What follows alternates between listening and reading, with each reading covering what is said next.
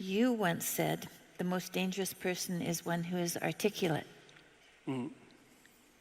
What would you recommend to a one who wants to learn to speak in a more articulate manner?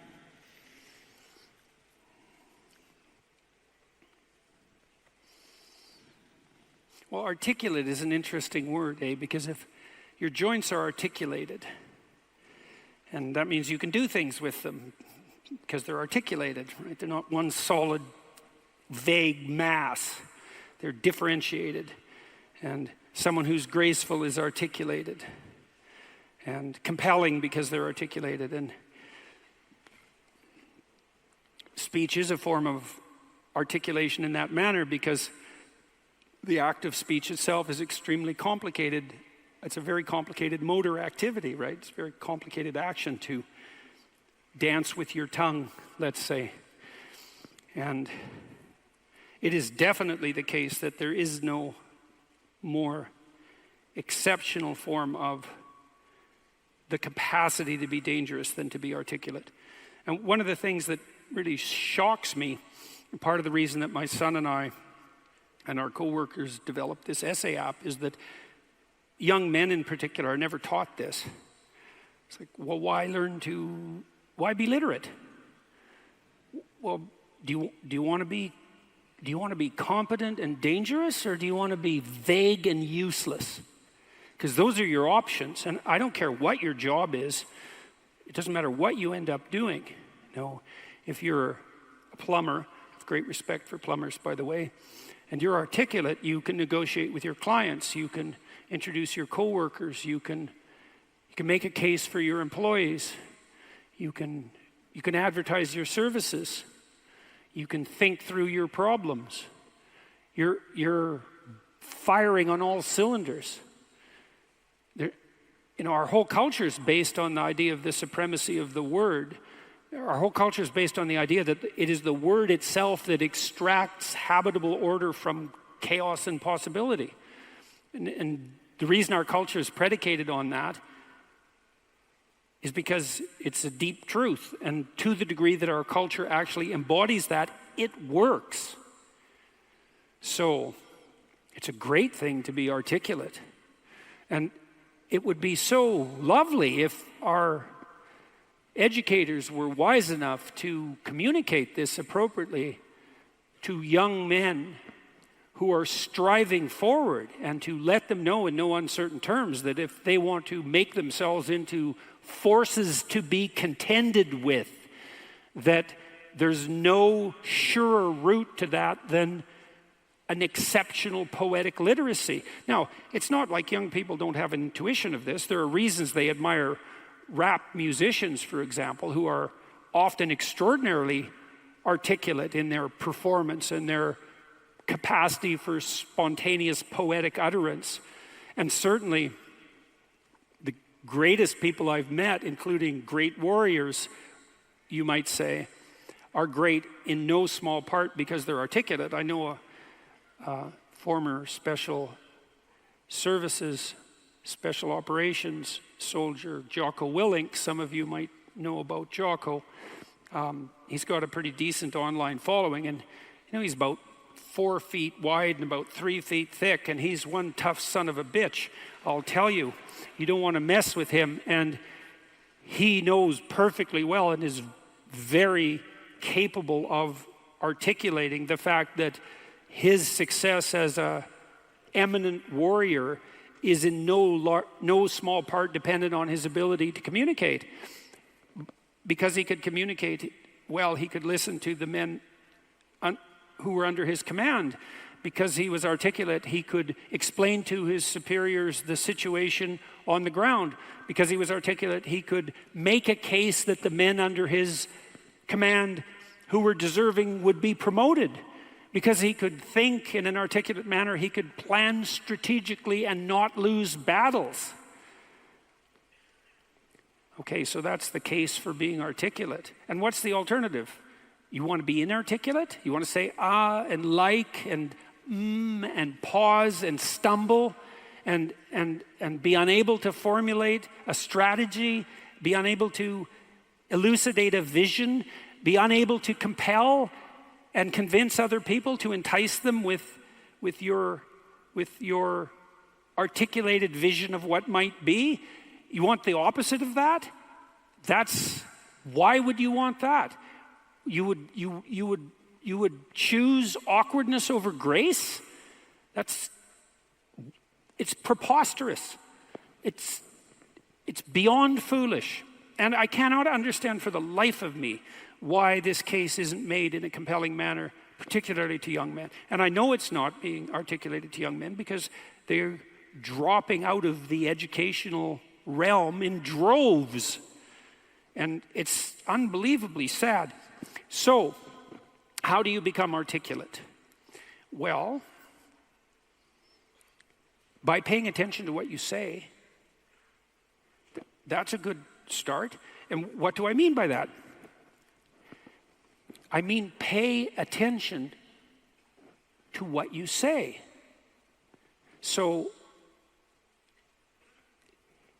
you can think of this as an analogy. So imagine that you're trying to walk across a swamp, and the swamp is murky, but you know there's a path. You know there's a path of stone under the water, but it twists and moves. And if you stay on the path, you won't drown. The crocodiles in the swamp won't devour you. And as you walk forward, you can feel with your next step where the stone might be. And then you feel it's solid. Then you take that step, and then you do the same thing with your foot again. You search, and you find out what's solid, and you step on it, and you move forward in that manner. That's what you do with your words. It's the same thing. You feel, and you feel, is this the right word? Is the fact that I'm uttering it putting me together and making me intact and stronger, or is it tearing me apart and making me dissolute and weak? And you can learn to do that. I learned this in part from reading Carl Rogers, who's a great clinician, and Rogers believed that the integration of language and action was a necessary precondition for operation as an effective clinician, that you had to align what you said with who you were, and that one of the things that your clients would be evaluating you for was that capability. And you might say that someone with that capability manifest themselves as genuine and trustworthy. And more than that, I would say also as compelling and interesting, although that can be gamed. But the entire combination that emerges out of the domain of articulate communication can't be gamed. It's not easily. You feel your way. I noticed 40 years ago when I started thinking these things through that much of what I said actually made me feel weak. I didn't know why exactly, but sometimes some of the things I said didn't have that effect. They weren't accompanied by a sense of shame, let's say. They weren't accompanied with a sense of vulnerability. They were solid. And at the beginning, that was probably only about 5% of what I said. The rest of it was instrumental. It was language I was using to get my way in the manner that Tammy described when she introduced me tonight. There was an arrogance in my use of language that had to do with the desire to attain proximal victories, right? To appear smart, let's say, to win an argument, something like that. A very different idea than merely feeling my way along to see what word was appropriate for what moment. But you can learn to do that. And you can listen to yourself, and you can stop humming and hawing and using like and and fillers. And you can take the time necessary to craft your words carefully. And you can practice merely saying what you believe to be true. And you can read. And you can read great writers. And you can write. And you can write about what you think about the problems that obsess you. And you can become articulate as a consequence. And there'll be nothing about that that isn't the adventure of your life. And so...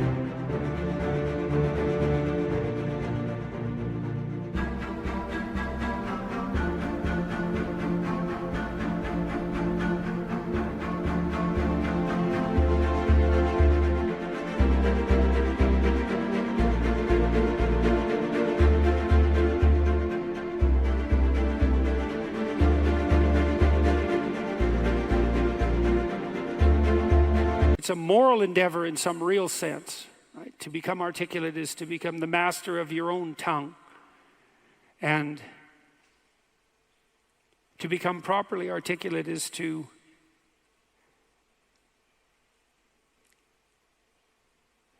make the word divine and to treat it in that manner and to decide whether or not you believe that it is the case that the divine word creates the order that's habitable and good. And if you do believe that, well, if you don't believe that, then what do you believe? And if you do believe that, well, go all in. See what happens. See what happens if you become articulate.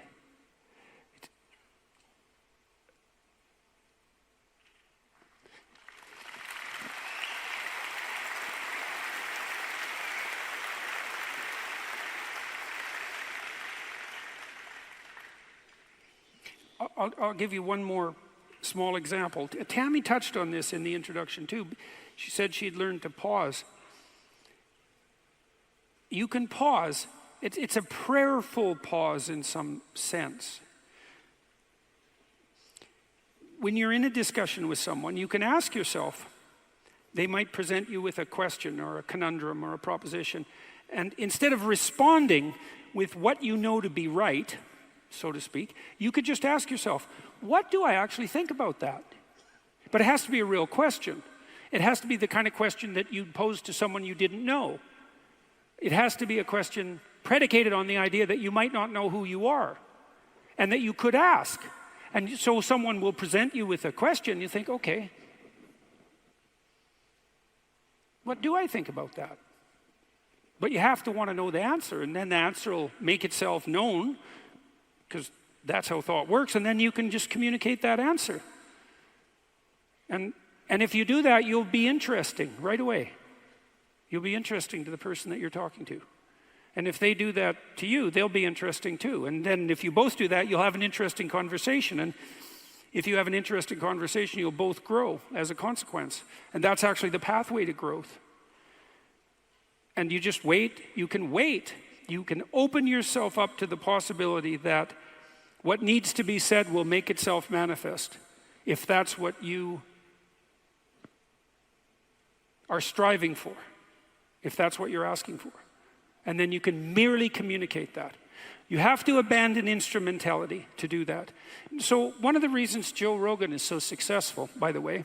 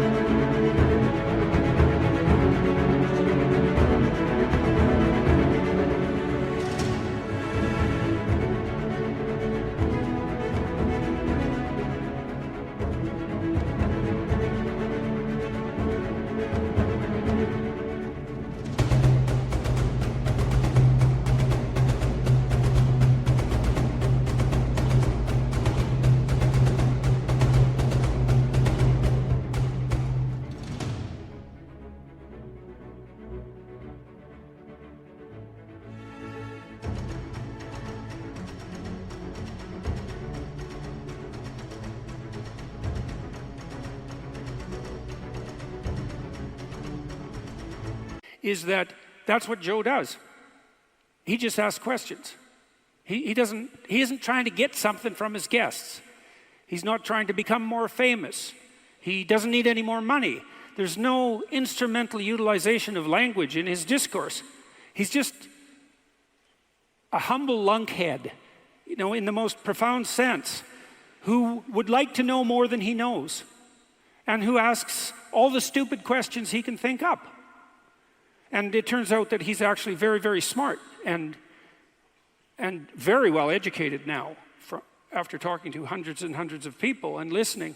And so the stupid questions he asks aren't stupid, and they're questions that are shared by virtually everyone who's listening. And he takes his listeners along on this process of exploratory endeavor, and it's the pathway to success. And the same thing can be true of your life. The pathway to success is much,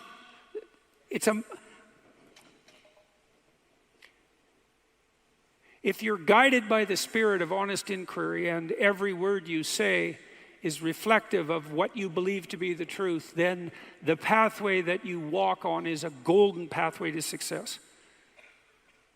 And I know that. I know that to be true.